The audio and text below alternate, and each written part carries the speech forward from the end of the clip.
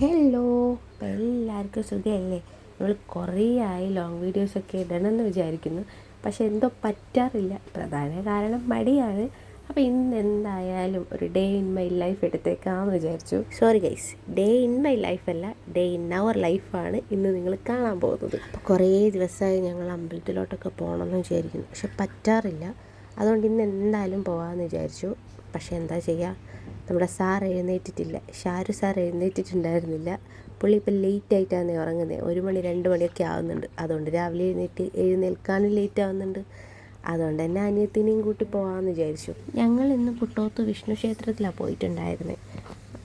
വീട്ടിൽ നിന്ന് കുറച്ച് ദൂരം നടക്കാനുണ്ട്. എനിക്ക് തോന്നുന്നു രാവിലെ ഇങ്ങനെ എഴുന്നേറ്റ് കുളിയൊക്കെ കഴിഞ്ഞിങ്ങനെ സംസാരിച്ചുകൊണ്ട് ഇങ്ങനെ നടക്കാൻ നല്ല രസമുണ്ടായിരുന്നു. എനിക്ക് തോന്നുന്നു ഒരുപാട് കാലത്തിന് ശേഷം ഞങ്ങളിങ്ങനെ ഞങ്ങളുടേതായിട്ടുള്ള കുറച്ച് നിമിഷങ്ങൾ. അവൾ പെട്ടെന്നങ്ങ് വലുതായി പോയിന്നേ. ഇപ്പോൾ എന്താ, അവൾക്ക് തിരക്കായി പഠിപ്പും കാര്യങ്ങളും, എനിക്കും തിരക്കായി.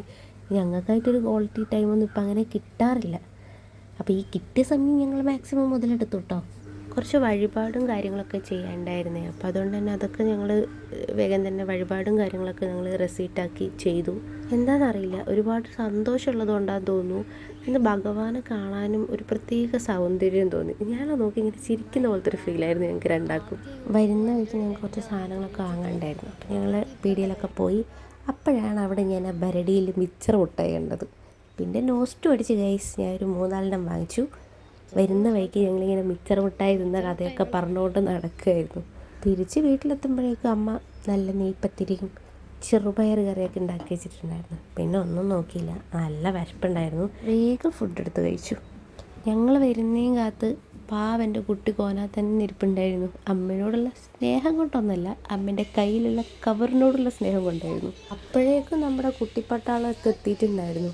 മുഴുവൻ ടീം അവിടെ സെറ്റായിരുന്നു. കുറച്ച് ഷോർട്സൊക്കെ എടുക്കാനുണ്ടായിരുന്നേ. പിള്ളേരെയൊക്കെ ഇങ്ങനെ സ്കൂളൊന്നും ഇല്ലാണ്ട് അവധിയുള്ള സമയത്തല്ലേ നമുക്കിങ്ങനെ ഷോർട്സൊക്കെ എടുക്കാൻ വേണ്ടി കിട്ടത്തുള്ളൂ. അപ്പം എല്ലാവരും കൂടെ വന്നു. പിന്നെ 1-2 ഷോർട്സൊക്കെ എടുത്ത് അപ്പോഴേക്കും ഉച്ചയായിട്ടുണ്ടായിരുന്നു. ഞങ്ങൾ ഫുഡ് കഴിക്കാൻ വേണ്ടിയിരുന്നു. ഇന്ന് ഫുൾ പ്രിപ്പറേഷൻ അമ്മയായിരുന്നു കേട്ടോ. ഞാൻ ആ ഭാഗത്തോട്ടൊക്കെ പോയിട്ടില്ല.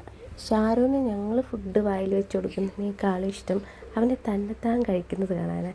എനിക്ക് ഭയങ്കര സന്തോഷമാണ് അവനിങ്ങനെ ഒറ്റയ്ക്കൊക്കെ എടുത്ത് കഴിക്കുന്നത് കാണുമ്പോൾ. ഭയങ്കര എനിക്ക് എന്തോ ഭയങ്കര ഇഷ്ടമാണ് എനിക്ക് അവൻ കഴിക്കുന്നത് കാണാൻ വേണ്ടി. ലീവുള്ള ദിവസം നമ്മുടെ നൈനും ആമിയും എല്ലാവരും ഉള്ളതിനെ കൊണ്ട് തന്നെ ഭക്ഷണം കഴിച്ചാൽ പിന്നെ ഇരുന്ന് ഞങ്ങൾ വർത്താനം പറയും. കുറച്ചധികം സമയം വർത്താനം പറയും. അപ്പനും മാപ്പിയും അമ്മയും എല്ലാവരും ഞങ്ങളുടെ ആ ചർച്ചയിൽ പാകമാവാറുണ്ട്. പക്ഷെ അവരൊന്നും ക്യാമറക്ക് മുമ്പിൽ വരില്ല ഗൈസ്. ഭയങ്കര ഇൻട്രോവേർട്ടാണ്. എന്താ ചെയ്യാല്ലേ?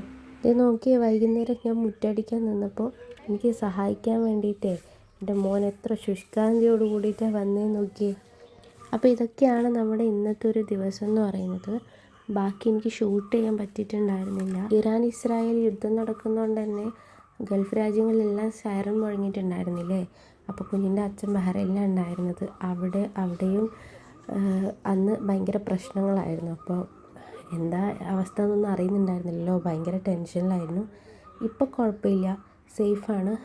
നമ്മൾ ന്യൂസ് കാണുന്ന പോലെ വലിയ പ്രശ്നങ്ങളൊന്നും ഇല്ല എന്ന് അറിഞ്ഞതിൽ സന്തോഷം. അവിടെയുള്ള എല്ലാവരും സേഫായിട്ടിരിക്കുന്നു എന്ന് വിചാരിക്കുന്നു. യുദ്ധമൊക്കെ എത്രയും പെട്ടെന്ന് അവസാനിച്ച് സാധാരണ ആ ഒരു രീതിയിലേക്ക് എത്തിയിട്ടുണ്ടെങ്കിൽ തന്നെ വലിയ സമാധാനമായല്ലേ. എല്ലാവർക്കും അതിനു വേണ്ടി പ്രാർത്ഥിക്കാം. അപ്പോൾ ഇത്രയേ ഉള്ളൂ ഗൈസ്. പുതിയൊരു വീഡിയോ ആയിട്ട് വീണ്ടും കാണാം. ടാറ്റാ, ബൈ.